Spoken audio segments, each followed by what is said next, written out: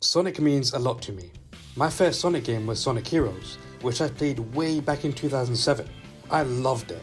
The level design, the aesthetics, the characters, the music, it was just amazing and it made me the massive Sonic nerd that I am today. He's had a massive impact on my life and I'm certain of this. Sonic was the first ever character I learnt how to draw, and from then on I learnt how to draw other characters, to my own characters, to making my own stories, and now it's my end goal to become a film director and scriptwriter.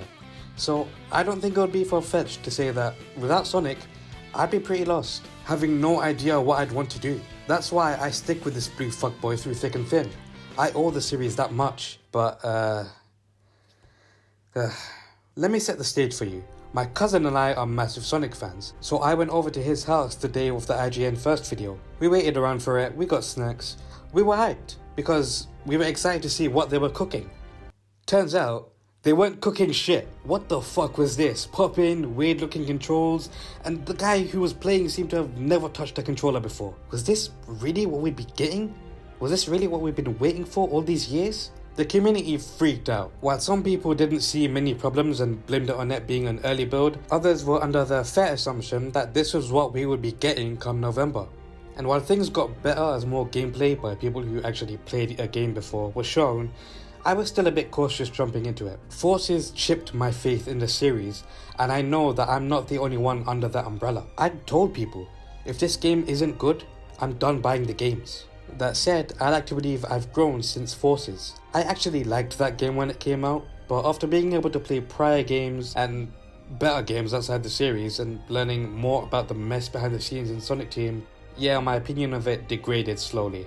And now it's probably one of my least favourite games, period, because of how soulless it was and how disgustingly manipulative it was during the marketing phase. Now that I've played games with actual effort put into them and have a keen sense of telling when developers actually put effort into their games, how does Frontiers hold up?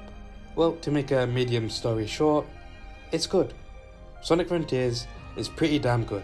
However, it is also heavily flawed, and unlike Forces, I'm happy to catch myself lacking whenever I notice something that could be better or something that just doesn't work. Let's start with the gameplay. Sonic Frontiers differs from previous games in terms of core gameplay. Instead of having a focus on boosting from A to B in several semi-linear stages, Frontiers features what Sonic Team calls open zone gameplay, where Sonic can run around in a vast area, completing challenges, gathering collectibles, and progressing through the story. Now you might think that sounds the same as an open world, and I assure you, yeah, it is. I mean, yeah, there's a few differences between the two, but they're so minuscule that open zone might as well just be a marketing thing, and that's fine. It's just odd that they bothered to begin with, since an open world Sonic game sounds interesting enough anyway. In these open zone islands, there are plenty, and I mean plenty, of short platforming segments and puzzles, but there ain't much to write home about. They're extremely easy, beatable in less than 30 seconds in the worst cases. Some of them are just brainless, like parry this ball, quick step on this square, get the ball through this hoop, like come on. These are like Mario level challenges. I want something that actually relates to being fast, you know, like, can you blame me?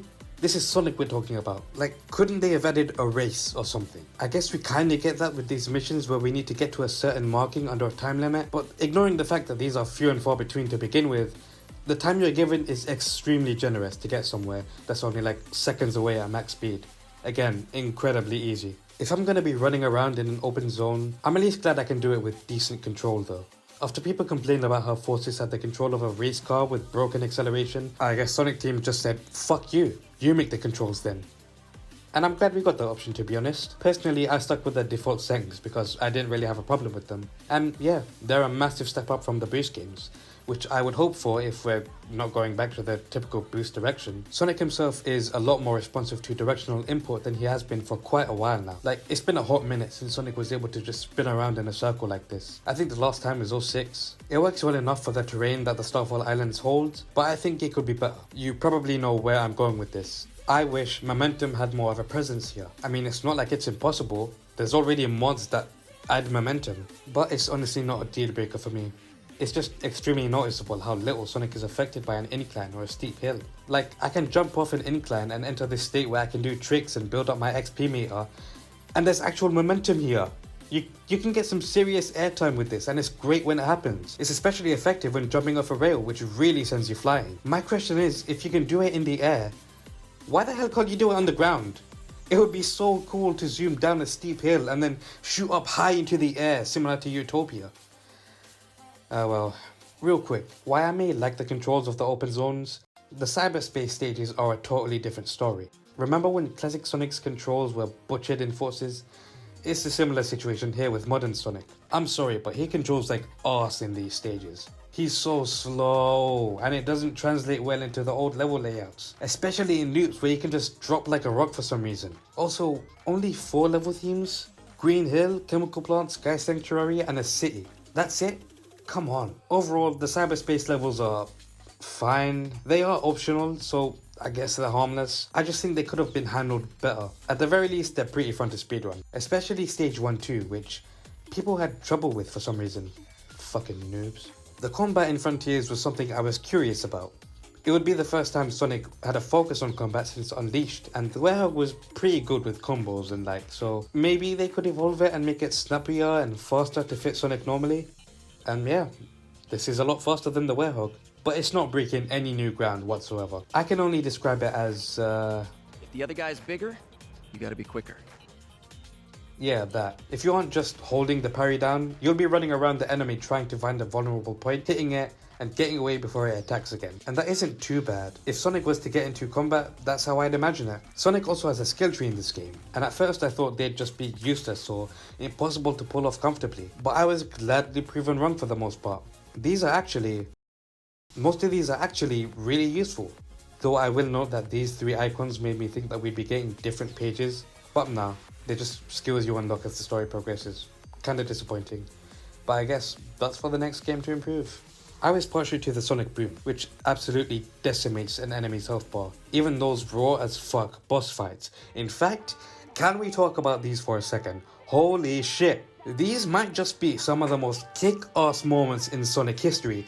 I am not joking. Getting to finally play as Super Sonic and throw hands? Yes fucking please.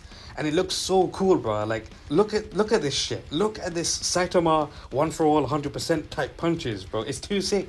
And bro, the music is actually insane. I don't know what kind of blunt way Otani was sharing with Kellen Quinn and Tyler Smith, but give me that shit, because these songs are hype as fuck, bro. It's not even funny. I felt like a kid again while beating the shit out of Giganto, how the fuck you pronounce it, for the first time. And honestly, it's great that kids are gonna play this and be just as hyped, maybe even more hyped. These boss fights just perfectly capture what Sonic is and what it should be. This kind of flair needs to return in the future because it's too batshit to only do for one game. If these kind of encounters are what we got in store for this new era of Sonic, it's looking bright. Now, can I say the same for the story? We all know the story. Every uncreative YouTuber's already made the joke, Boldy McNose here, Sonic on me, etc. Ken Pontac and Warren Graf were the writers and translators for these games. And as someone who intends on entering the film industry, and as someone who heavily studies writing and stories, how can I put this without seeming unprofessional? These guys do not know how to write Sonic for shit. I'm sorry, but as a writer, when you take up a job for a well-known IP, part of that job is knowing the ins and outs of the characters, the story, and lore that the series has created up until that point, and how to properly make your skills flexible enough to fit that mold. Pontac and Graf do not do that at all. Their era of games ignored the lore, flanderized or mischaracterized the cast, and worst of all in my opinion, they did not bother to do thorough research before taking up the job. As a result, we got stories that reflected the lack of effort. And if you enjoyed these stories, good for you. I'm glad you find enjoyment in something that I don't. I just personally feel that this is not a direction, in both tone and writing, that Sonic should have gone in. Maybe for Colors and maybe Generations, but Lost World and Forces stories just sucked ass. Again, in my opinion. Not to mention, Pontac himself doesn't exactly take too kindly to criticism. Oh yeah. I mean, all this screed is coming from mommy's basement. Oh. And as a writer, if you're unwilling to take criticism, you're a pretty shitty writer. Not that this is directed at Ken himself, of course. Just writers who fit into this mold. When I heard that Ian Flynn, the head writer for a large portion of the Archie run and most of the IDW run of the Sonic comics, I was ecstatic. Ian Flynn's writing, while not perfect, was for the longest time the best writing the franchise was getting. His characterizations of the cops were taken straight out of the adventure titles and unleashed, if not building upon them, and most of the original characters were pretty solid. So I knew that regardless of the quality of the game, we'd have someone who actually knew some semblance of knowledge about these characters, penning the story directed by Mario Kishimoto. Our story begins with Eggman in a mysterious area, getting sucked into a shrine of some sort after tampering with it using his own AI. Man, don't you just hate when that happens? The next morning, I'm guessing, Sonic, Tails and Amy are on their way to the Starfall Islands after detecting the Chaos Emeralds gathering there, but get sucked into a wormhole, transporting Sonic into Windmill Isle, Green Hill Zone, with Tails and Amy nowhere to be seen. He escapes and is greeted by a mysterious voice that tells him to gather the Chaos Emeralds and tear down the walls between dimensions. And we're introduced to the first of the Starfall Islands, Kronos Island. It's here that we rescue Amy, causing Sonic to contract some sort of cyber virus, and we meet the antagonist, Sage, an AI whose main goal is unknown. For all about 5 minutes until we learn that she was created by Eggman to get him out of cyberspace. And believe it or not, this is one of the few things that bother me about this story. I was really hoping Sage wasn't related to Eggman, something for both him and Sonic to be wary of. So my enthusiasm for the character really deflated when this cutscene played. And I'm well aware that's just a me thing. I just personally think that a villain beyond the understanding of both the protagonist and antagonist that was handled well, would have been really cool. Especially considering that they wanted a really mysterious setting for this game, but we'll get to that later. From here the story takes a slight backseat as we travel through the three Starfall Islands. We rescue Tails and Knuckles, who got here after finding one of those weird portals on Angel Island. Occasionally we get these flashbacks about the Ancients, an old civilization that inhabited the islands. And while they're useful to help further the story, they happen at the tail end of each island, so the story is still technically taking a back seat. And while I'm not a fan of when games do that in order to make the player collect MacGuffins, I don't mind them here, because it gives us the opportunity to really appreciate how well Ian Flynn's writing translated into the games. In fact, I'll say this right now, the character interactions in this game are my favourite part about it. Sonic and Amy's reactions manage to convey that Amy isn't just some annoying girl anymore, and his interactions with Tails not only attempt to fix past writing transgressions, but also build upon the relationship and Tails' character from Adventure. You can actually tell that these two are like brothers. Unlike past games, where writing them as such seemed like a chore, colours notwithstanding. The spatial anomaly that affected us seems to have left me in a digitized state. But those same energies are manifesting into some worrisome mutations for you. Those sure are words you said just now. And Sonic's interactions with Knuckles are A+. These are just great.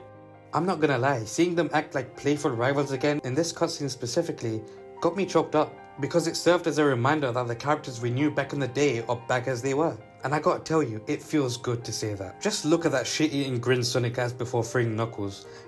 That's the face of someone who knows they're about to piss someone off. This game also managed to get a few genuine laughs out of me, and I'll always value that. What is your end goal? It varies. Sometimes it's a spinning sign, sometimes it's a big old ring. No. To say the story isn't incredibly complicated would be true, but I feel suspect saying it either way because I would be doing a huge disservice to the vast amount of substance and flavour inside Sonic Frontiers. The writing is stellar, and it's what I look for in a Sonic game.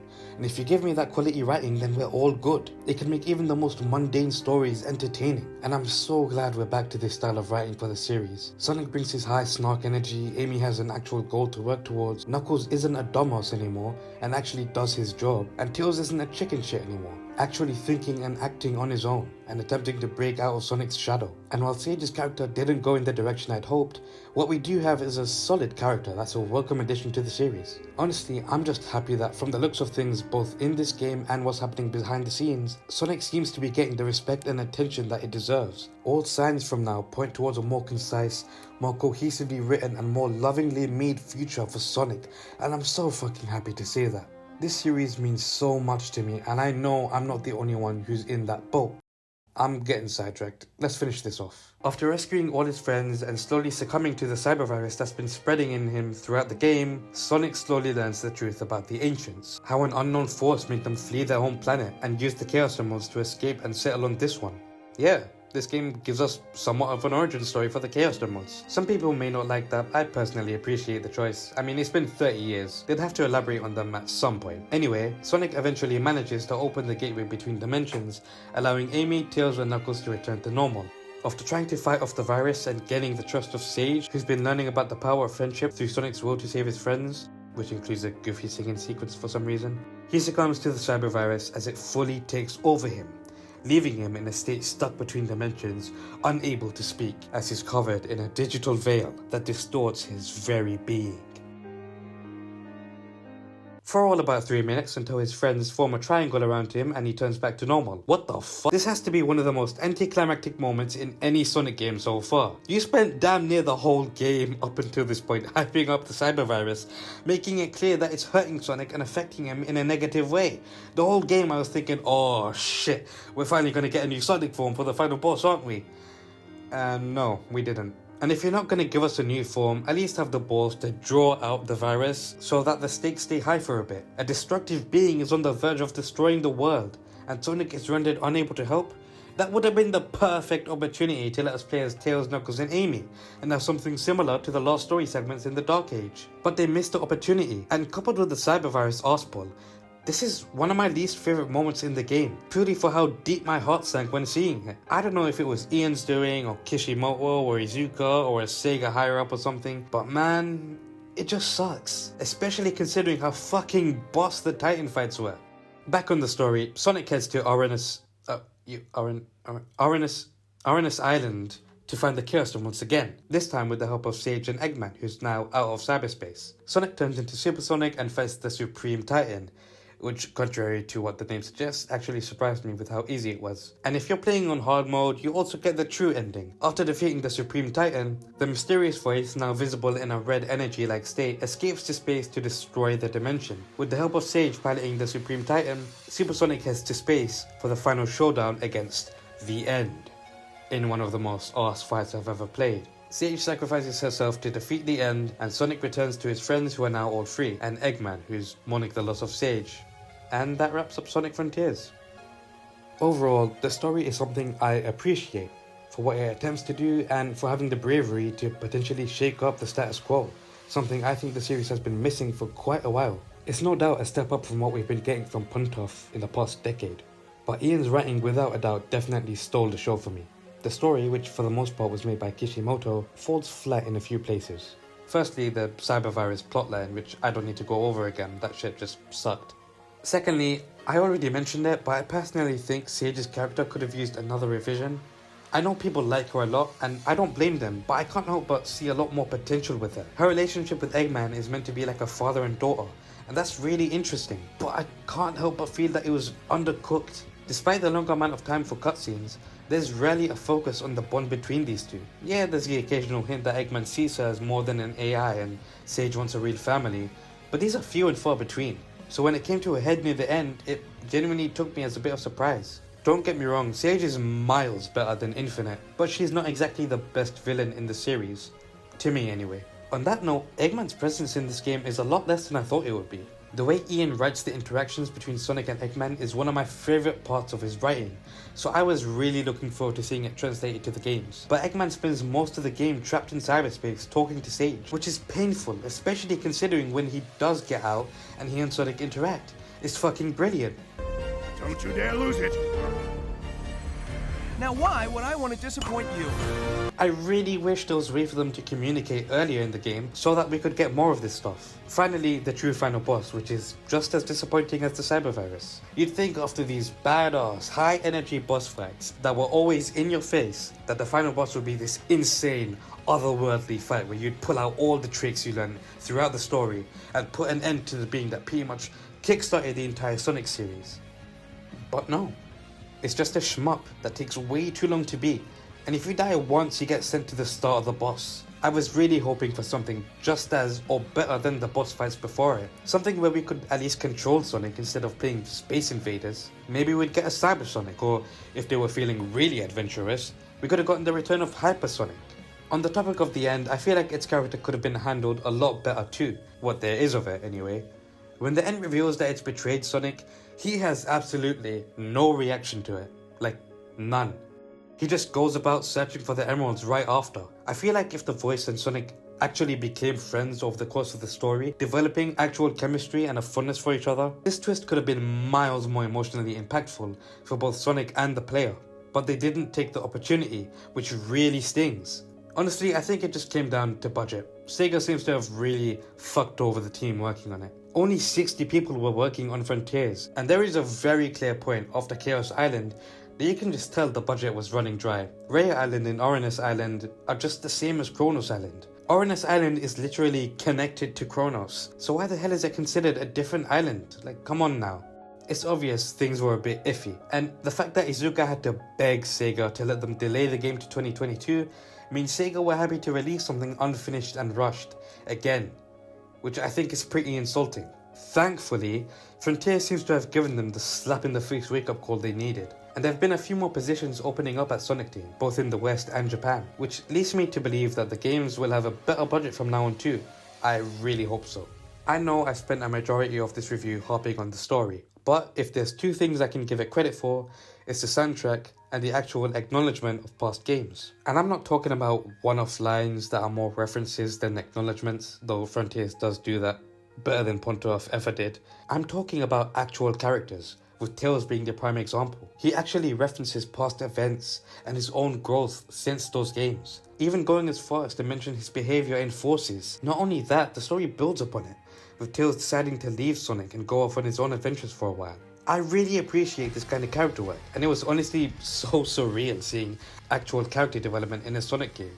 It isn't just Tails. Amy and Knuckles have their own story arcs about going on their own adventures and paving their own paths, which, fun fact, is actually referenced in the main theme song, I'm Here.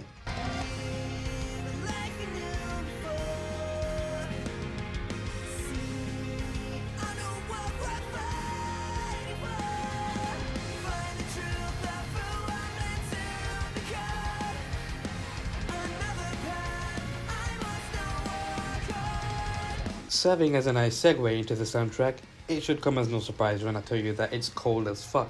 The open zone tracks are beautifully composed and fit the settings really well, especially Kronos Island, which would end up becoming the main theme for the Starfall Islands. The cyberspace stages, I'm gonna be real, are the weakest part of the soundtrack for me. They range from short and repetitive to high energy beats, which is weird, and it ends up making them quite forgettable, especially since the stages themselves are so short, and there's no reason to go back to them after you've beaten their 4 very easy missions. When I talk about Frontier's soundtrack in the future, these aren't going to be the things that immediately spring to mind. It's going to be the open zone tracks and the vocal tracks. Damn, these songs go so fucking hard. Breaking Through It All, Find Your Flame, and especially Unbeatable. I'm gonna be honest here, they're some of my favourite vocal tracks in the entire series. I'm not joking, they're that insane. I'm Here is great and has an amazing instrumental. Vandalize is just fantastic and one of the best ending themes in the series. And on that note, One Way Dream by Nate Wants to Battle is beautiful. Absolutely beautiful. Definitely up there in my top 5 soundtracks. Not my favourite, I'm still waiting for something to best Heroes, but still flames. In the end, if Ian Flynn stays on board for future games, which I really hope is the case, I can't wait to see where he and Kishimoto take these characters, what with how the game sets out to give them new arcs in future games. It makes me wonder where the story will go in the next game 7 years from now. But I think that's a good place to put it. If I had to give Frontiers a score, I'd say it's a solid 7. Maybe a 7.5 on a good day. It's definitely not perfect, but unlike Forces, I can actually tell that there's put effort into this game. It evoked a feeling that was so sorely missing from past games. Like I genuinely felt like a kid again, playing my PS2 from my bed. I can say with certainty that I'm at least interested in what they do next. But that's about it. My next project is a rather ambitious one, and it's gonna span across the entirety of 2023. I'm really looking forward to it. I'll give you the deets later, but for now, safe you men.